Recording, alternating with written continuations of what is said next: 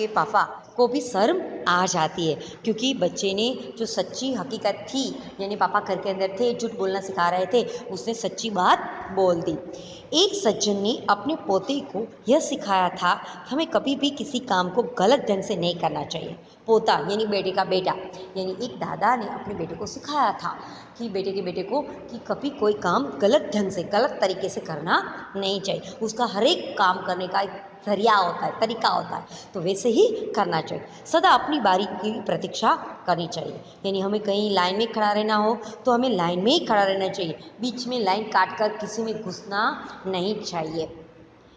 एक दिन की बात है, जल बिजली के बिल जमा कराने गए, साथ में उसका 8 वर्षीय पोता भी था। यानी एक दादा अपने पोते के साथ बिल पे करने के लिए, बिजली का बिल हो या पानी का बिल हो, पे करने गए, तो साथ में 8 साल का उसका बेटे का बेटा भी था।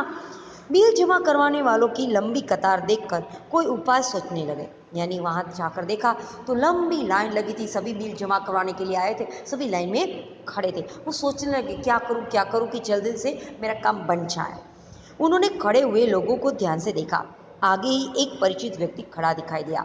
वे तुरंत उसके पास गए और बोले, बेटा ये बिल लो, तुम घर पर ही भूल गए थे, लो इसका भी जमा करवा दो।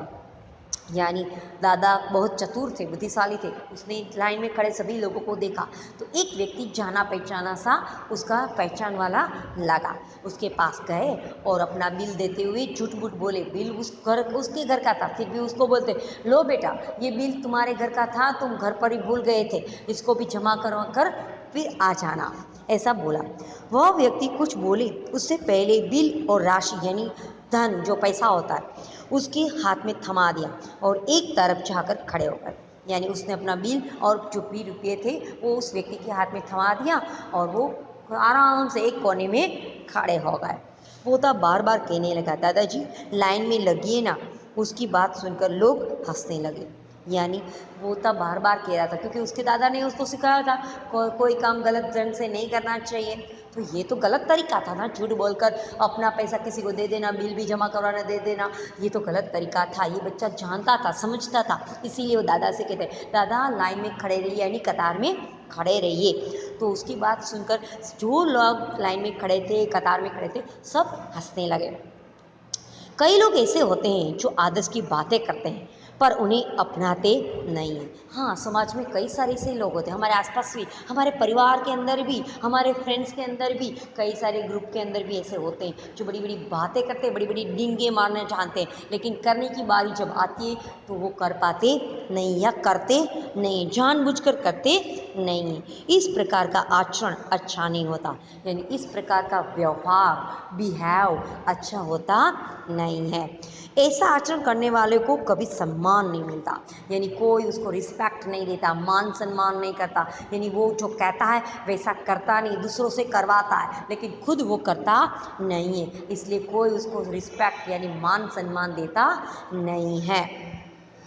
वे हंसी के पात्र बनते, यानी लोग उस पर हंसते हैं, क्योंकि जो कहता है वैसा करता नहीं है तो लोग उसको जोक्स बना देते हैं, यानी उस पर हंसते हैं, उसका मजाक उड़ाते हैं।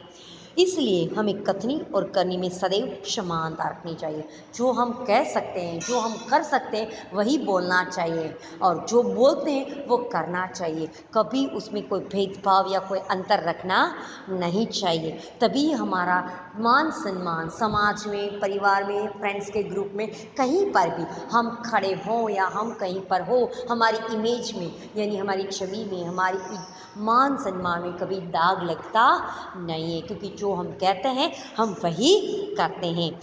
हो कथनी करनी एक समान, जग में मिलता तब सम्मान, यानी जिसकी कथनी और करनी एक जैसी हो तो ही उसको सम्मान मिलता है, समाज में नाम होता है, रोशन होता है, प्रसिद्धि मिलती है, लोग उसको मान सम्मान देते हैं, रिस्पेक्ट करते हैं, उसकी बड़ी प्यार से, आदर के साथ उसका बातचीत करते हैं, उसके बारे में दूसरों को बताते हैं। जैसे गांधी जी, राइट, जो कहते थे वैसा ही करते थे, सत्य बोलना, सच्चा काम करना, जो कहते थे वैसा ही वो करते थे। तो हमें भी वैसा ही जीवन जीना चाहिए, जो कहते हैं वही करना चाहिए।